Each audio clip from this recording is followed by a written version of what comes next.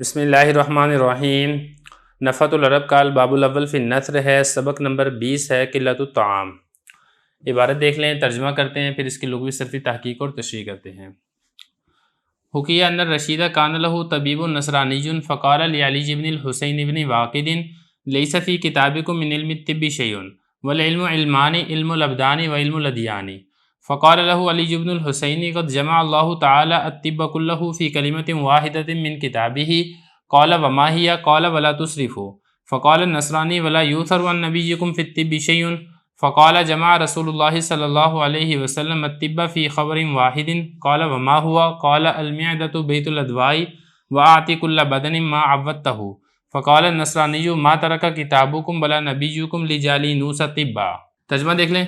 حکایت نقل کی گئی ہے کہ ہارون الرشید کا ایک نصرانی طبیب تھا، اس نے علی بن حسین بن واقد سے کہا تمہاری کتاب میں علم طب سے کوئی چیز نہیں ہے، حالانکہ علم تو دو علم ہیں، ایک علم ابدان بدن کا علم ہے، دوسرا علم ادیان دین کا علم ہے۔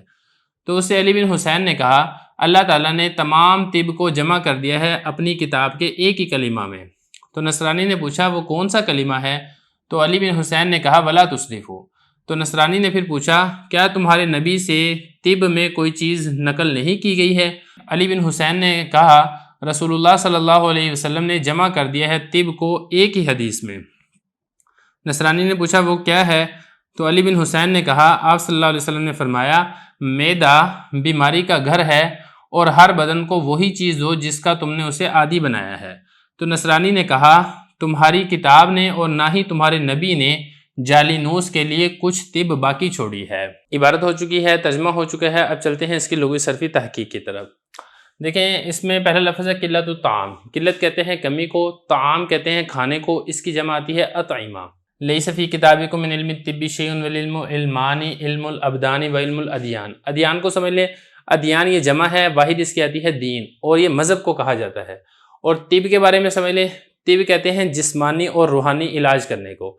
باب کی اگر ہم بات کریں تو باب اس کا ناصرہ بھی آتا ہے اور باب اس کا ضربہ بھی آتا ہے۔ طبہ یطبو بھی ہے استعمال ہوتا ہے اور طبہ یطبو بھی استعمال ہوتا ہے، اور اس کا مطلب ہوتا ہے علاج کرنا۔ اور اس کے بعد آگے اگلا لفظ ہے لا تسرفوا۔ اسرف یسرف اسراف، اس کا مطلب ہوتا ہے حد سے تجاوز کرنا، تو حد سے تجاوز کرنے سے منع کیا گیا ہے۔ اور اسی طریقے سے یوسرو، آثر یاثرو، باب اس کا نصر ینصرو ہے اور اسی سے یہ مضارع مجہول کا صیغہ ہے، اور اس کا مطلب ہوتا ہے نقل کرنا، منقول ہونا۔ بیت الادواء، ادوا کو آپ تھوڑا سا سمجھ لیں، ادوا یہ جمع ہے، واحد اس کی آتی ہے داؤن، اور یہ بیماری کو کہا جاتا ہے۔ عبارت ہو چکی ہے، ترجمہ ہو چکا ہے، لغوی صرفی تحقیق ہو چکی ہے۔ اب چلتے ہیں اس کتاب کی عبارت کے حل کی طرف۔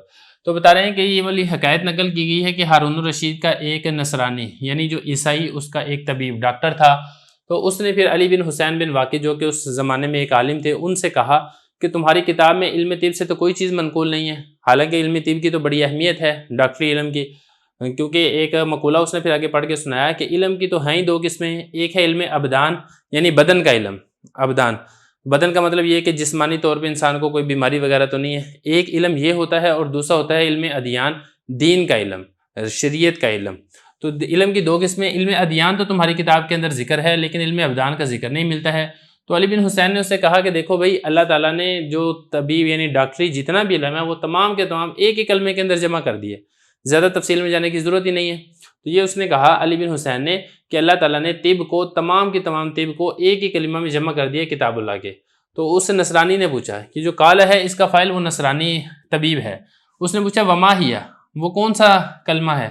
تو اس نے پھر کہا ولا تسرفوا، یہ قرآن مجید کے اندر آتا ہے نا، کلوا واشربوا ولا تسرفوا، کھاؤ پیو لیکن حد سے تجاوز نہ کرو۔ تو اللہ تعالیٰ نے حد سے تجاوز یعنی زیادہ کھانا کھانے سے منع کیا ہے۔ تو اگر آدمی زیادہ کھانا نہیں کھائے گا تو وہ بیمار نہیں ہوگا، تو جب بیمار نہیں ہوگا تو اس کا جسم تندرست رہے گا۔ اور علم طب کا جو موضوع ہے وہ ہوتا ہی ہے بدن انسانی، یعنی اس کو بیماریوں سے محفوظ رکھنا۔ تو پھر نصرانی نے پوچھا کیا تمہارے نبی سے طب کے بارے میں کوئی چیز منقول ہے؟ انہوں نے ڈاکٹری علم کے متعلق یا علاج کے متعلق کوئی بات کہی ہو؟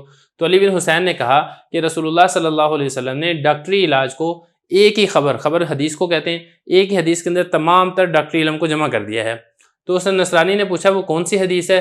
تو پھر علی بن حسین نے حدیث پڑھ کے سنائی ہے معدہ بیت الادواء، بیماری کا گھر ہے، یعنی جو معدہ ہے اس کی وجہ سے انسان میں بیماریاں پھیلتی ہیں، تو اس کا خیال رکھنا بڑا ضروری ہے۔ اور اللہ کے نبی نے فرمایا کہ ہر بدن کو تم وہی غذا دو جس کا تم نے اسے عادی بنایا ہے، تو جس کا اس کو عادی بنایا ہو اس کے مطابق اس کو غذا دینی چاہیے۔ یعنی اس میں مطلب اس کا یہ ہے کہ آپ اپنے معدے میں زیادہ بوجھ نہ ڈالیں اور معدے کو صرف اتنی ہی غذا دیں جتنا انسانی ضرورت کے لیے کافی ہے۔ تو خلاصہ کلام اس کا یہ ہے کہ زیادہ کھانا کھانے سے اللہ کے نبی نے منع کیا ہے۔ تو جب زیادہ کھانا نہیں کھائیں گے تو معدہ بیمار نہیں ہوگا، معدہ بیمار نہیں ہوگا تو انسانی جسم بھی تندرست رہے گا اور اس میں بیماری بھی نہیں پھیلے گی۔ تو اس پر نصرانی نے یہ کہا کہ تمہاری کتاب یعنی قرآن مجید نے اور تمہارے نبی رسول اللہ صلی اللہ علیہ وسلم نے جعلی نوس کے لیے بھی کوئی ڈاکٹری کا علم چھوڑا نہیں ہے۔ جعلی نوس ایک پرانے زمانے میں ایک حکیم گزرا تھا، اس کی جہاں پر دیگر خصوصیات تھیں وہاں پر ایک بڑی خصوصیت یہ تھی کہ اس کو بیماری اور علم الابدان بہت اچھے طریقے سے معلوم تھا۔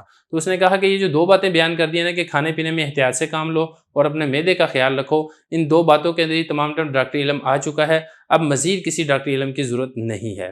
تو بہرحال یہ ایک حکایت نقل کی گئی ہے، اس سے ہمیں سبق یہ ملتا ہے کہ کھانے پینے میں احتیاط کرنی چاہیے اور اپنے معدے کے اوپر زیادہ بوجھ نہیں ڈالنا چاہیے۔